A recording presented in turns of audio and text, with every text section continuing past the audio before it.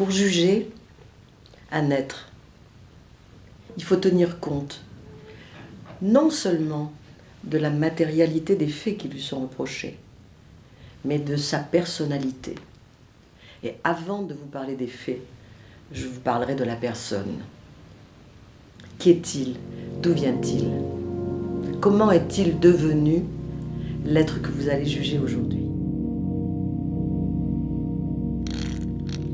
Hearing in the stillness the answer to the question, who am I? That occurred long ago. Who was I designed to be? A star appeared in the evening sky.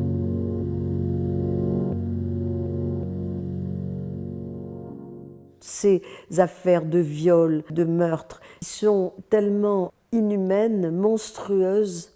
Tu te poses toi-même la question, comment et pourquoi est-ce que je les ai défendues?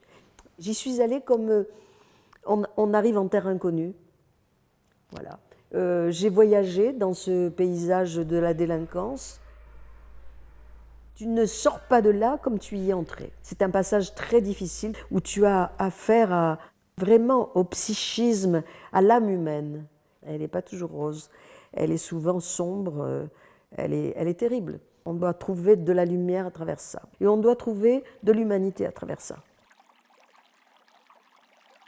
Je crois dans l'âme des êtres humains, mais je ne crois plus dans toutes ces religions, quelles qu'elles soient. Je crois que la seule chose qui conduit une vie, c'est l'amour.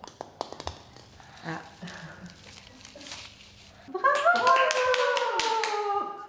Je pense que la puissance de la plaidoirie, elle vient aussi de toutes tes souffrances et de tout ton vécu. J'ai été élevée en Afrique. Je suis une petite fille qui a été quand même braquée par un félaga. Hein. Ben, ça a été peut-être une façon de résilience, tiens. En les défendant, j'essayais de comprendre. Franchement, c'était magique hein, d'avoir eu la possibilité d'une vie où j'ai aidé à libérer tant de gens. Mais en même temps, tu te dis, mais est-ce que j'aurais pas été plus heureuse si j'avais dit non à l'enfermement dans lequel mes parents italiens, siciliens m'avaient mise? Est-ce que j'aurais pas là exercé vraiment ma passion de faire vraiment du théâtre? Je pense que pour être bien dans sa peau, il faut être en harmonie avec soi-même, avec ses choix profonds, mais avec ses désirs.